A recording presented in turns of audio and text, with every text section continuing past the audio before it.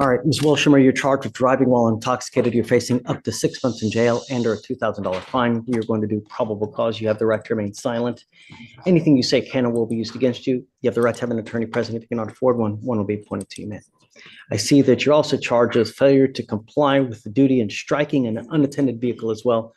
You're also facing up to 6 months in jail and or $2,000 fine on that one as well. Okay.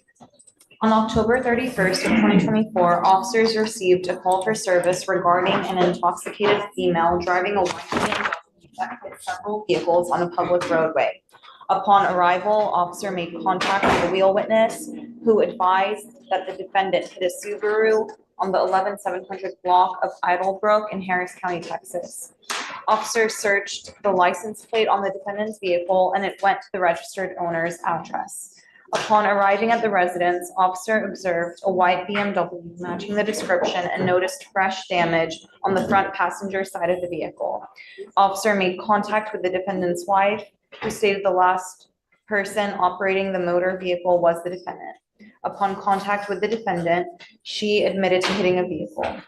HGN was attempted, but the defendant was unable to follow simple directions and the officer was unable to get accurate results, and the defendant refused other SFSTs. DICs were read but refused and a blood warrant was signed and executed. Officers made contact with the complainant, the owner of the hit motor vehicle, whose back bumper has been scratched and detached from the car as a result of the collision. No prior criminal history, judge, and eligible driver's license. How do you know it was her that was driving?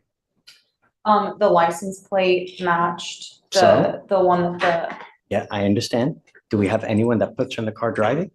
yeah, the witness, judge, they, Actually sees it's her? no, but he's, the witness sees the license plate and gets a description of the vehicle, and when officers search the license plate, it went to their address. I know it's her car, but do Yes. you have anyone that identifies her as a driver? Number one, they get her at the house. How do we know she's not consuming alcohol right when she gets to the house? She doesn't become DWI, or she's not drinking at the house.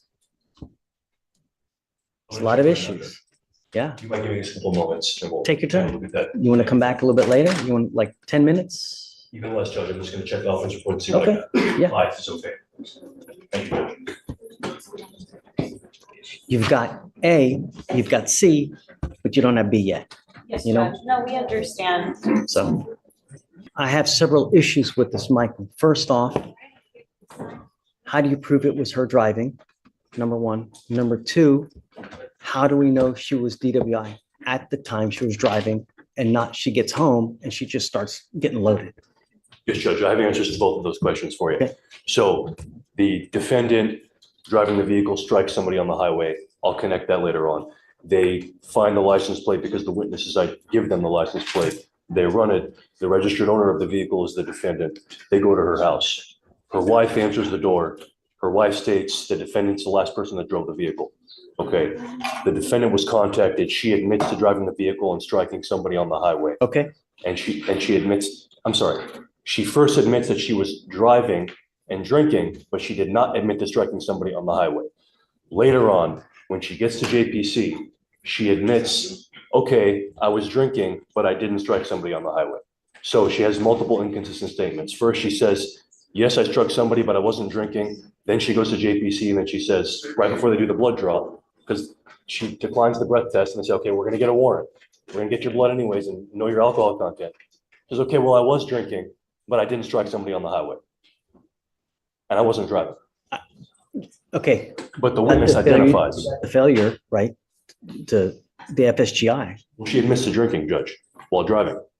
that in and of itself is not sufficient. You know, at the time, we don't know, does she have bloodshot eyes, slurred speech? Do we know? All we have is just one admission of drinking. That's it.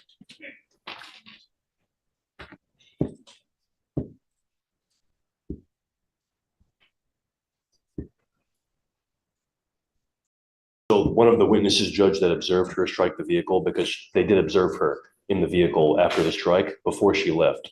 She states in a voluntary statement, older white lady in BMW, acting crazy, rear ends a Subaru, got out of the car, slurring her speech, barefoot, stating she was That's trying to different. get You home. give me any indication that she Yes, Judge. leads you to Yes, Judge. just to believe that she's intoxicated, that you have objective facts That's something else. The written statement in the offense report, judge, from a witness. Counsel, did you want to state anything? No, one judge. Did you want to say anything? No, Judge, I mean, I just agree with you. I think it's hard, again, put her behind the vehicle. They say they have a witness. The witness never really ID'd her, gave her just kind of a description, but didn't really ID and say, the officer never brought her to the scene. That's the person or anything like that. Two different admissions, though. That's how we connect that, right? And then my other concern was whether she was intoxicated, right? Because we have a disconnect there, but we have witnesses that see her in a certain way that will lead us to believe as to why. So, all right. She's going to dispute that she admitted. Sure. Judge, but still, This is just a mere probable cause hearing, right? Just to determine whether there's enough to go forward. It by no means does it mean that you're guilty, just enough to go forward. Is it enough to find you guilty beyond a reasonable doubt? Perhaps not. Perhaps, I don't know. Evidence will point to whose side is correct, because I wasn't there. Mr. Carrabba wasn't there. Michael wasn't there. But evidence will lead us to believe. I mean, there should be videos, dash cam, videos of you on the night in question, and all that will tell us whose side is correct. It will take a while, but in the interim, don't consume alcohol. Don't use illegal drugs, and I'm going to test you like crazy. If I find that you're consuming alcohol or any illegal drugs, I will put you in jail. You will not get any more PR bonds. Do you understand? Yes. Michael, do you see any prior DWIs? Checking now, Judge. Do you have a valid Texas driver license? Yes. Do you have valid liability insurance in your Yes. name? Okay. As long as you have both, you can continue to drive. But like I said, no alcohol, no illegal drugs. She's got no criminal history, Judge, and her Okay. driver's license is currently eligible. All right. So for now, you have a lawyer. Because you have a lawyer, we will waive your appearance. You don't have to waste your time coming to court, but you must stay in touch with counsel, and he'll tell you if and when you have to come back to court. If he tells me he can't get a hold of you, we will issue a warrant for your arrest. So don't pick up any new cases. Don't use. Stay in touch with counsel, and we're good. Give me questions. All right. We'll have you sign a wreath of Victoria. We'll have you get with pretrial, and then you're free to go after that. If I may say one thing, I like your jacket. Thank you. Take care. Thank you, Judge. Yes, sir. You are a licensed truck driver and have a CDL. You allegedly have alcohol in the car. You are held to a higher standard because you have a CDL. In fact, your breath tests are even lower than what a normal person is because of a CDL. And now you want me to just cut you some slack? Every person that comes in here, when they have alcohol in the car, I take away their ability to drive. Actions have consequences, and I understand that this is going to cost you big, but am I supposed to feel bad? Until I truly know that you appreciate the fact that the awesome privilege it is to be able to drive. I'm sorry. Show me that you understand and that you appreciate the ability to drive, and then I'll reconsider. But I have a real problem considering even that you have a CDL, you have alcohol in the car allegedly while you're driving. No. Take a seat for me. Show me some time that he appreciates it and not this, oh, I feel better now. I'm like, no. Proactivity that he appreciates it. Come back and we can talk. Yes, sir. It's not a hard line, and I'm not, we're not out for blood forever. It's just, I want to know that he appreciates it. It's not going to be an issue ever again. And then, Yes, sir. okay, Thank you, Judge. for sure. All right, Judge. All right. Good morning. Are you familiar with what happened? Do you know anything about this case? First off, let me say, thank you for coming. I appreciate that you're here. He's charged with driving while intoxicated. He's facing up to 6 months in jail and or a $2,000 fine. We've done probable cause. I have found that probable cause exists. Do you want to hear it? Okay. Do you mind again, please? Yes, Judge. Thanks. On October 21st of 2024, at about 11:23 p.m., officers conducted a traffic stop on the defendant's motor vehicle after observing it to be traveling 35 miles per hour in the center lane of a freeway in Harris County, Texas, failed to maintain a single lane of traffic upon exiting the freeway, and driving with expired registration. Upon contact, officers observed the defendant to be the driver of the vehicle. officers observed a very strong odor of marijuana to be coming from the vehicle and saw a partially smoked marijuana joint on the center console. Officers observed the defendant to have red glossy eyes and dilated pupils. SFSTs were conducted, 0 out of 6 HGN, but officer believed the defendant to show a lack of convergence, which is indicative of cannabis usage. 5 out of 8 walk and turn, and 2 out of 4 one-leg stand. DICs were read and the defendant consented to breath and blood. The breath was 0.00 and blood was drawn. The defendant does not have a driver's license. That's what's happened. No more marijuana. I'm sending you now for a drug test. I want to know what, if anything, is in your system, and you're to come right back. If you fail to go take the test, if you fail to come back, I will revoke your bond. You do not have a Texas driver license. You are not allowed to drive. I am also making that a condition of your bond. Do you understand? Sir. You are 17 years old. You have your life ahead of you. You are doing nothing at this point when you should be at a minimum in high school trying to get your degree. I'm now also making that a condition of your bond. You are to get back into high school or get your GED. And I'm going to bring you back in 2 weeks and I want to see what you have done to start that. If you've done nothing, it's not going to go well. Do you understand, Mr. Cuellar? Yes, sir. He lives with you. He actually does. He actually lives with me now, but he just got here like 2 weeks, like maybe a couple weeks ago. So he's been living with his grandparents out of Victoria. Okay. He's not even from there. Is he behaving with you? Okay. The whole point has been kind of like a problem with him living down there. So that's why I got him and try to get him. Has he been having a lot of issues down there? Not that I know of. I don't know of the issues down there. I'm just becoming aware. You know what I'm saying? We just kind of like connected and trying to make everything right now.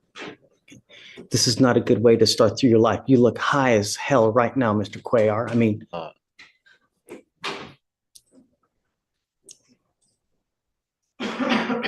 I want you to start working on your education, and I'm going to keep you extremely close to me. I'm going to make sure that you do not pick up any new cases, and the system is not going to fail you here. Do you understand? If I have to keep putting you in jail to make sure to get you to understand, we're going to do that. But you will leave here a success. You're not going to leave here worse off than you came. Do you understand? Okay. Would you like me to appoint him a lawyer? Okay, I'll appoint him a lawyer, but I'm going to send him for a drug test. I want to know what, if anything, he's going to test positive for. And we'll have him come right back, and then I'll momentarily have him talk to a lawyer as well, and then we'll discuss the bond conditions as well. If you have any issues with him, just let me know, and then I'll take care of it for you. All you got to tell me is what's going on. He starts acting a fool, tell me, and I'll straighten everything out for you. Okay? Before you leave, I'll give you my card as well so that you can get in contact with us. All right? Okay. Mr. Cuellar, how old are you? How old am I? Yeah. 17. Okay. You've heard every other 17-year-old what I've said to them here. Sir. It applies to you as well. This system will not fail you, and we want to make you leave better than you came here. So you will be expected to fulfill conditions that we put on, and if you don't, we have one place for you. Do you understand? Yes, sir. The dope stops today. I will test you 40 days from today. Police, he just tested positive for marijuana or anything else? Where? Alcohol as well. Now I'm putting a monitor on you so I know that you're not consuming alcohol. I don't drink. I just took a shot for my friend's birthday. Okay, no alcohol. I don't even like drinking. Okay, no alcohol. Do you understand? If I find that you're consuming alcohol, if I find that you're consuming illegal drugs, you smoke marijuana, I will put you in jail. I will test you 40 days from today. And I'm not going to take excuses that I was in a car, everybody else was smoking, I went to a party, I don't care. If you put yourself into that situation, only one thing's going to happen. Stay away from it, not while this case is over with, until this case is over with. I'm going to bring you back in 2 weeks, and I want to see what you've done to either get back into high school or start working on your GED. That means enrollment. And I will give you a list of places here before you leave so you know where to go to start looking into, to start calling around to get your GED. If you fail to do that, it's not going to go well here. Do you understand? Sir. Look on the TV. That's John. He's been appointed to represent you. That is your lawyer. It is your responsibility to stay in touch with him. If he tells me he can't get a hold of you, if you pick up a new case, you start acting a fool in the free world, I will take the free world away from you in a second. All I want you to do is not act like a child. You act like a child, I'll put you over on my knee and I'll spank you like a child, but I'll do it with a ton of jail time. Do you understand? The day of you being a child is over. You are now an adult and you will be treated like an adult. If you play stupid games, you win stupid prizes. All I want you to do is leave better than you came here, and I'll do everything in my power to make it happen. Sir. Okay. Can you print me out that list form, please? Yes. All right. So I'm going to have you sign a receipt with Victoria. You'll meet with Fleischer for all your conditions, and then you're off on your way. We'll roll your court costs so you won't pay. Judge, is the for reset now. on the 22nd? Say it again? The reset 2 weeks on the 22nd?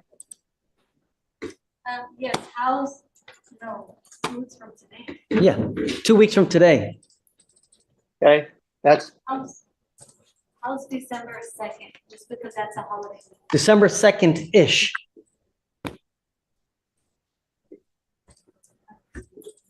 December 2nd-ish is perfect. Second. All right, it's yours. Required for GQ. Required, yeah. You're going to get tested. Do you understand? Okay.